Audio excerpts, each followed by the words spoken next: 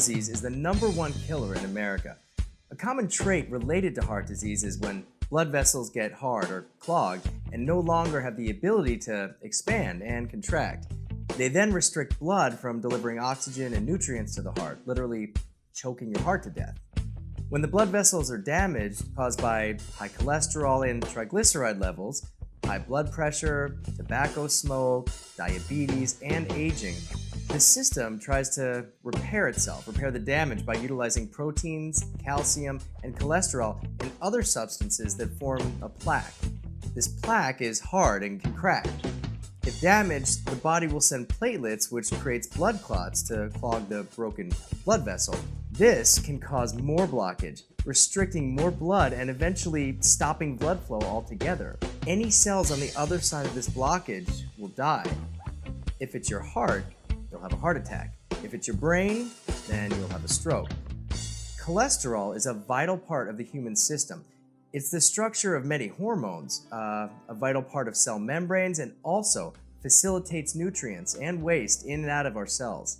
But too much of a good thing can be bad for you.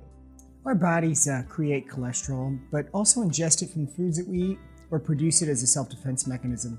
There are good cholesterols and bad cholesterols. LDL is the bad cholesterol. It has a tendency to stick to the wall of our blood vessels, creating plaque and hardening to the vessels, making it hard for the vessels to expand and contract. This in turn makes the heart have to work harder to deliver the blood throughout our body and is the cause for blood pressure. HDL cholesterol is the good cholesterol because it doesn't stick to the vessel walls. In fact, it helps eliminate bad cholesterol from the blood system by lowering the risk of building up plaque. HDL is often produced by fat, especially vegetarian-based fats. It carries cholesterol to the liver to be metabolized and eliminated from the body. Studies have shown that one of the leading causes of high LDL is the consumption of sugar. Sugar is 60% glucose and 40% fructose. Glucose is used by every major cell in the body, but fructose isn't used by any, so it's converted to high-density LDL as a self-defense mechanism. This is why high fructose corn syrup can be worse for your body than normal sugar. Let's take a look at some spices that can help in the prevention of heart disease. That sounds great. Basil. A popular herb in the same family as peppermint. It is used to season sauces, soups, salads, and pasta dishes all around the world. Basil is rich in carotenoids such as beta-carotene, which can be converted into vitamin A. Beta-carotene is even a more potent antioxidant than regular vitamin A, as it not only protects the cells from free radical damage, but it also aids in keeping free radicals from oxidizing cholesterol in the bloodstream. Basil is also a good source of magnesium, which promotes cardiovascular health by relaxing muscles and blood vessels, improving blood flow and lowering the risk of irregular heart rhythms and cardiovascular spasms. You know, it's so important for us to be able to maintain good heart healthy, and that's such a good spice for it. Garlic. Garlic is a member of the onion family. Garlic has a history of human use for over 7,000 years for both culinary and medicinal purposes. It is considered to be many by a wonderful drug for its health benefits, including its ability to enhance the body's immune cell activity. A team of researchers at the Cardiovascular Research Center at University of Connecticut have learned how freshly crushed garlic, as opposed to dried or cooked or powdered garlic, protects the heart. Freshly crushed garlic generates hydrogen sulfide, also similar to the way onions do. It's a gas that is also generated by a rotten egg.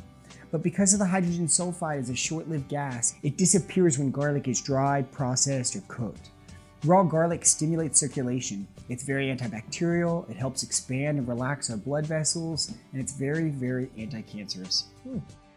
Interesting. Tips for using fresh garlic. The amount of garlic you need to get this heart-healthy benefit is about a clove a day.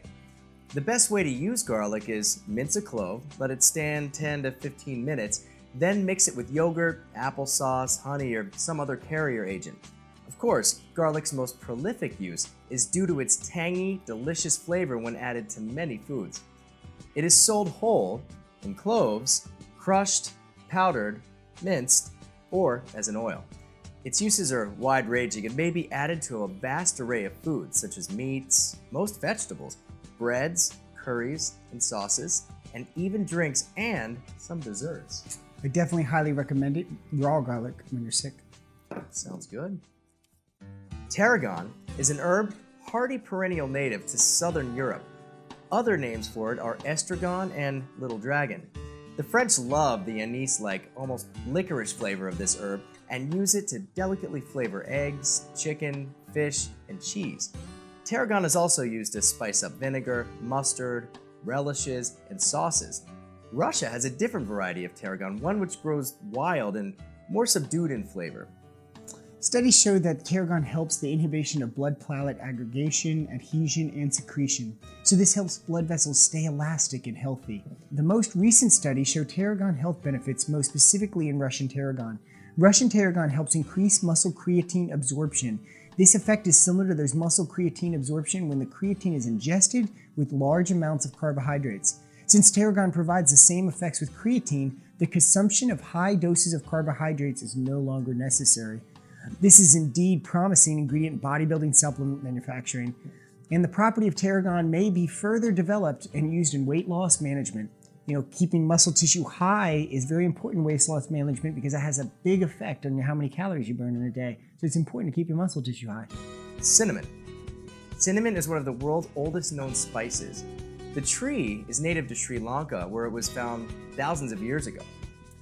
Cinnamon contains unique, healthy, and healing properties that comes from active components and essential oils found in the bark. Cinnamon is so good for helping balance the blood sugar, so when added to foods that might cause insulin spikes, it can be greatly beneficial. It's antifungal, it's antibacterial, that's especially good against candida. Studies have shown that a half teaspoon of cinnamon included in daily diet can help lower your cholesterol. The cinnamon added in your bloodstream helps reducing that bad LDL cholesterol, decreasing your triglycerides, so improving your overall total cholesterol. Cinnamon is a blood thinning agent which acts to increase circulation. This blood circulation helps significantly in removing pain. That way it's anti-inflammatory. It is believed that calcium and fiber presented in cinnamon provides protection against heart diseases. Including a little cinnamon in the food helps those suffering from coronary artery disease and high blood pressure.